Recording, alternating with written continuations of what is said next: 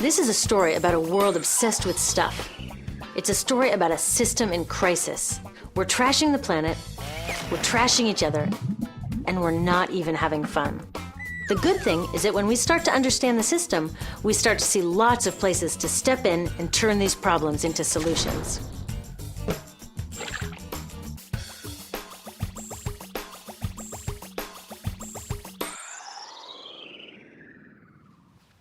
One of the problems with trying to use less stuff is that sometimes we feel like we really need it. What if you live in a city like, say, Cleveland, and you want a glass of water? Are you going to take your chances and get it from the city tap? Or should you reach for a bottle of water that comes from the pristine rainforest of Fiji? Well, Fiji brand water thought the answer to this question was obvious, so they built a whole ad campaign around it. It turned out to be one of the dumbest moves in advertising history. You see, the city of Cleveland didn't like being the butt of Fiji's jokes, so they did some tests, and guess what? These tests showed a glass of Fiji water is lower quality, it loses taste tests against Cleveland Tap, and costs thousands of times more. This story is typical of what happens when you test bottled water against tap water. Is it cleaner? Sometimes, sometimes not. In many ways, bottled water is less regulated than tap. Is it tastier? In taste tests across the country, people consistently choose tap over bottled water. These bottled water companies say they're just meeting consumer demand. But who would demand a less sustainable, less tasty, way more expensive product, especially one you can get for almost free in your kitchen? Bottled water costs about 2,000 times more than tap water. Can you imagine paying 2,000 times the price of anything else? How about a $10,000 sandwich? Yet people in the US buy more than 500 million bottles of water every week. That is enough to circle the globe more than 5 times. How did this come to be? Well, it all goes back to how our materials economy works, and one of its key drivers, which is known as manufactured demand. If companies want to keep growing, they have to keep selling more and more stuff. In the 1970s, giant soft drink companies got worried as they saw their growth projections starting to level off. There's only so much soda a person can drink. Plus, it wouldn't be long before people began realizing that soda is not that healthy and turned back to, gasp, drinking tap water. Well, the companies found their next big idea in a silly designer product that most people laughed off as a passing yuppie fad.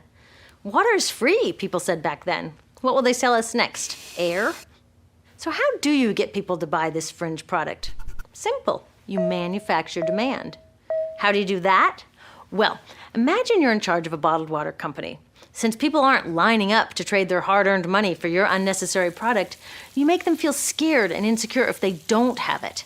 And that's exactly what the bottled water industry did. One of their first marketing tactics was to scare people about tap water with ads like Fiji's Cleveland campaign. When we're done, one top water executive said, tap water will be relegated to showers and washing dishes. Next, you hide the reality of your product behind images of pure fantasy. Have you ever noticed how bottled water tries to seduce us with pictures of mountain streams and pristine nature? But guess where 1/3 of all bottled water in the US actually comes from? The tap. Pepsi's Aquafina and Coke's Dasani are 2 of the many brands that are really filtered tap water. But the pristine nature lie goes much deeper. In a recent full-page ad, Nestle said, bottled water is the most environmentally responsible consumer product in the world. What? They are trashing the environment all along the product's life cycle. Exactly how is that environmentally responsible? The problems start here with extraction and production, where oil is used to make water bottles. Each year, making the plastic water bottles used in the US takes enough oil and energy to fuel 1 million cars. All that energy spent to make the bottle, even more to ship it around the planet, and then we drink it in about 2 minutes? That brings us to the big problem at the other end of the life cycle, disposal. What happens to all these bottles when we're done? 80% end up in landfills, where they will sit for thousands of years, or in incinerators, where they are burned, releasing toxic pollution.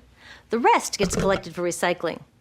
I was curious about where the plastic bottles that I put in the recycling bins go. I found out that shiploads were being sent to India, so I went there. I will never forget riding over a hill outside Madras, where I came face to face with a mountain of plastic bottles from California. Now, real recycling would turn these bottles back into bottles. But that wasn't what was happening here. Instead, these bottles were slated to be downcycled, which means turning them into lower quality products that would just be chucked later. The parts that couldn't be downcycled were thrown away there, shipped all the way to India just to be dumped in someone else's backyard. If bottled water companies want to use mountains on their labels, it would be more accurate to show one of these mountains of plastic waste. Scaring us, seducing us, and misleading us. These strategies are all core parts of manufacturing demand. Once they've manufactured all this demand, creating a new multi-billion-dollar market, they defend it by beating out the competition. But in this case, the competition is our basic human right to clean, safe drinking water. Pepsi's vice chairman publicly said, "The biggest enemy is tap water." They want us to think it's dirty and bottled water is the best alternative. In many places, public water is polluted, thanks to polluting industries like the plastic bottle industry. And these bottled water guys are all too happy to offer their expensive solutions, which keep us hooked on their products. It is time we took back the tap. That starts with making a personal commitment to not buy or drink bottled water unless the water in your community is truly unhealthy. Yes, it takes a bit of foresight to grab a reusable bottle on the way out, but I think we can handle it. Then take the next step. Join a campaign that's working for real solutions, like demanding investment in clean tap water for all. In the US, tap water is underfunded by $24 billion, partly because people believe drinking water only comes from a bottle. Around the world, 1 billion people don't have access to clean water right now. Yet cities all over are spending millions of dollars to deal with all the plastic bottles we throw out. What if that money was spent improving our water systems, or better yet, preventing pollution to begin with? There are many more things we can do to solve this problem. Lobby your city officials to bring back drinking fountains. Work to ban the purchase of bottled water by your school, your organization, or entire city. This is a huge opportunity for millions of people to wake up and protect our wallets, our health, and the planet. The good news is it's already started. Bottled water sales have begun to drop while business is booming for safe, refillable water bottles. Yay! Restaurants are proudly serving tap, and people are choosing to pocket the hundreds or thousands of dollars they would otherwise be wasting on bottled water.